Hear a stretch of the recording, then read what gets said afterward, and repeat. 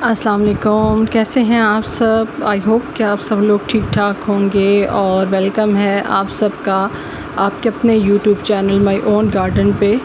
और मुझे उम्मीद है कि आप सब लोग ठीक ठाक होंगे। और कल मुझे एक कमेंट आया हुआ था मेरी एक आंटी हैं उनकी तरफ से कि गर्मी को कौन एंजॉय करता है, लेकिन ज़ाहिर सी बात है कि जब गर्मी आ जाती है तो उसको बर्दाश्त तो करना पड़ता है। तो मुझे कुछ दिन पहले एक कमेंट आया था मेरे एक रेगुलर सब्सक्राइबर और साथ व्यूवर भी हैं, तो उनका कहना ये था कि उनकी स्वीट पोटैटो वाइन नहीं बढ़ती। तो मुझे लगा कि आज थोड़ा सा मैं इस टॉपिक पे आप लोगों के साथ वीडियो शेयर करूं कि कौन सी वजूहात होती हैं कि स्वीट पोटैटो वाइन या फिर कोई भी प्लांट जो आप बहुत शौक़ से अपने गार्डन में लगाते हैं और वो अच्छे तरीके से नहीं फैलता। ये आप छोटा सा कंटेनर देख रहे हैं, इसके अंदर जब मैंने इनकी कटिंग्स लगाई थी तो तब भी मैंने आप लोगों के साथ वीडियो शेयर की थी। और अब माशाल्लाह से आप इसकी ग्रोथ देखें कि अब अगर मज़ीद इसमें से मैं जो है वो कटिंग्स लेना चाहूँ तो लेके मज़ीद प्लांट्स भी बना सकती हूँ। ये प्रीवियस जो है तस्वीर आप लोग देख रहे हैं, ये पिछले साल की मेरे अपने गार्डन की तस्वीर है। और माशाल्लाह से देखिए कि कितना ज़बरदस्त ग्रोथ हो रही थी। ये एक वेस्ट प्लास्टिक का टब था जो किसी इस्तेमाल में नहीं रहा था, तो उसको जो है वो मैंने उसके अंदर जो है वो स्वीट पोटैटो वाइन और साथ कोलियस और क्रैनबेरी हिबिस्कस लगाए थे। तो माशाल्लाह से बहुत अच्छी ग्रोथ हुई थी। तो जो स्वीट पोटैटो वाइन होती है ये कम्बिनेशन में अगर आप मुख्तलिफ़ प्लांट्स के लगाते हैं तो बहुत अच्छी इसकी ग्रोथ होती है। और यहाँ पे मैं आपको एक छोटा सा कप दिखा रही हूँ। एक वेस्ट ऐसे टूटा फूटा कप था जिसके अंदर मैंने कोलियस की 2 कटिंग्स लगाई थी, सिर्फ आप लोगों को एग्जांपल दिखाने के लिए कि आप सबसे पहले जो चीज़ प्लांट लगाने से पहले आपको ध्यान में रखना है वो आपकी सॉइल है, यानी मिट्टी आपकी किस तरह की है। ये सबसे पहले जो है वो आप लोगों को ख्याल करना पड़ेगा, क्योंकि अगर मिट्टी जो है वो बहुत ज़्यादा सख्त और चिकनी होगी तो उसके अंदर प्लांट की किस तरह से ग्रोथ करता है। आप ख़ुद ज़रा थोड़ा सा इस चीज़ पे फोकस करें। प्लांट हमेशा ग्रोथ करता है जब उसके अंदर रूट्स अच्छे से डेवलप होती हैं। अगर प्लांट्स के अंदर रूट्स का सिस्टम अच्छे से नहीं चल रहा, यानी रूट्स डेवलप नहीं हो रही, मज़ीद जड़ें नहीं बन रही, तो प्लांट कभी भी ग्रोथ जो है वो अपनी जारी नहीं रख सकता। अगर एक सर्टन लिमिट में, एक सर्टन स्पेस में आपका प्लांट जो है वो रुका हुआ है, उसकी ग्रोथ आगे नहीं बढ़ रही, तो सबसे पहले जो चीज़ आपने चेक करनी है वो अपनी सॉइल चेक करनी है और प्लांट की जड़ें चेक करनी है, यानी जिस सॉइल के अंदर आपने लगाया हुआ है और साथ साथ जिस मिट्टी के अंदर आपने लगाया हुआ है। क्योंकि अगर मिट्टी सख्त है तो कभी भी ये उम्मीद आप मत रखिए कि आपका प्लांट जो है वो अच्छे तरीके से ग्रोथ कर सकेगा, चाहे कोई सा भी प्लांट हो। अब यहाँ पे ये थोड़ा सा कॉर्नर है एक जगह पे, वहाँ पे मैंने ये सारे प्लांट्स इकट्ठे करके रखे हुए हैं और यहाँ पे डेली बेसिस पे मुझे बेशुमार कटिंग्स मिल जाती हैं। ये इन दिनों मेरा फेवरेट जो है वो प्लांटर है। एक वेस्ट प्लास्टिक की छोटी सी बाल्टी है जिसके अंदर मैंने तीनों तरह की जो स्वीट पोटैटो वाइन है वो लगाई हुई है। और माशाल्लाह से आप इनकी ग्रोथ देखिए कि बहुत ज़्यादा, अगर गौर करें तो हमें पेंट की बकेट जो है वो प्लास्टिक की बाल्टी जो है वो नज़र आएगी, लेकिन वैसे जो ग्रोथ हो रही है माशाल्लाह से तीनों टाइप की लगाई हुई है, वेरीकेटेड भी, उसके अलावा जो पैरेट ग्रीन है वो, और साथ जो मैरून या ब्लैक स्वीट पोटैटो वाइन होती है वो। सेम इसी कलर कम्बिनेशन के साथ मैंने पिछले साल भी एक वेस्ट प्लास्टिक के टब के अंदर ये तीनों वाइन्स लगाई थी। और जितना ज़्यादा आप इसको अच्छी स्पेस देंगे उतना ज़्यादा इसकी ग्रोथ होगी। अभी आप देखिए कि इसकी जो सॉइल है वो टोटली ड्राई है, लेकिन ये है कि मिट्टी इस तरह की बनी हुई है कि इसके अंदर नमी बरकरार रहती है। सिर्फ ये है कि मिट्टी को, स्वीट पोटैटो वाइन को वैसे तो आप पानी के अंदर भी ग्रो कर सकते हैं और सॉइल के अंदर भी, और इसको पानी पसंद है, लेकिन इसको कीचड़ वाली मिट्टी बिल्कुल पसंद नहीं है।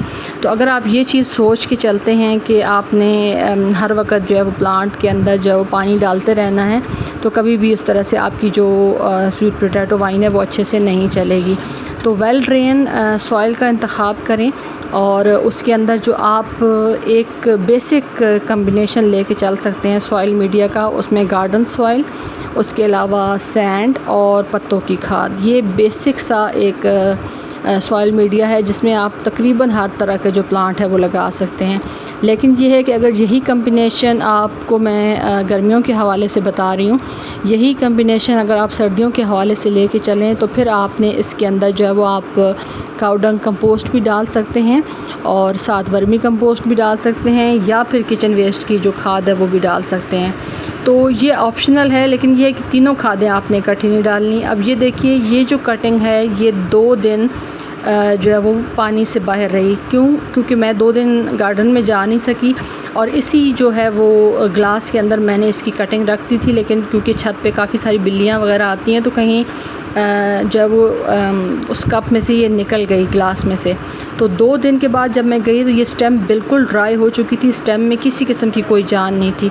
मैंने जस्ट फॉर एक एक्सपेरिमेंट जो है मैंने इसको दोबारा से इसके अंदर डाल दिया कि शायद इसकी जो ग्रोथ है वो बच जाए, इसके अंदर कुछ अगर नमी का फैक्टर मौजूद हुआ तो हमारी कटिंग जो है वो लग जाएगी। दूसरा ये एक प्लांट था, ये एक और दूसरे मेरे प्लांटर के अंदर लगा हुआ था, तो इसकी ग्रोथ इतनी अच्छी तरीके से नहीं हो रही थी। तो इसको मैंने वहाँ से हटाया और हटाने के बाद मैंने इसी के अंदर ग्लास के अंदर जो है वो पानी डाल के रख दिया।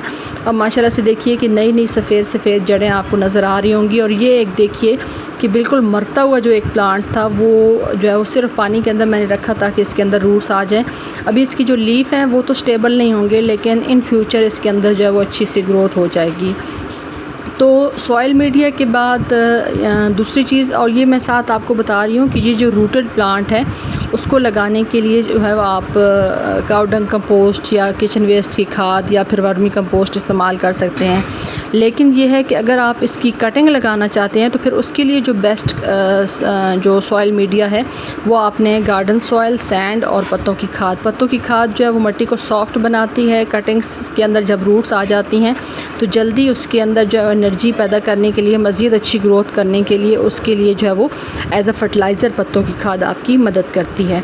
तो उसके अलावा जो दूसरा है वो ये है कि आपने किस तरह के पॉट के अंदर लगाया हुआ है, क्योंकि अभी मैंने आपको दिखाया है कि स्टार्ट में अगर आप छोटे वेस्ट कंटेनर जो मैंने आपको दिखाया था, अगर आप उस तरह के कंटेनर के अंदर भी लगाते हैं तब भी आपका प्लांट बहुत अच्छे तरीके से चलता है, यानी उसको किसी किस्म का कोई स्ट्रेस नहीं आता। लेकिन ये है कि क्योंकि उसके अंदर अच्छी सॉइल मीडिया बनी हुई है तो अभी तक जो उसको न्यूट्रिएंट्स हैं वो मिल रहे हैं, लेकिन इन फ्यूचर उसको ज़्यादा से ज़्यादा 5 से 7 दिन के अंदर मुझे इसको चेंज करना पड़ेगा।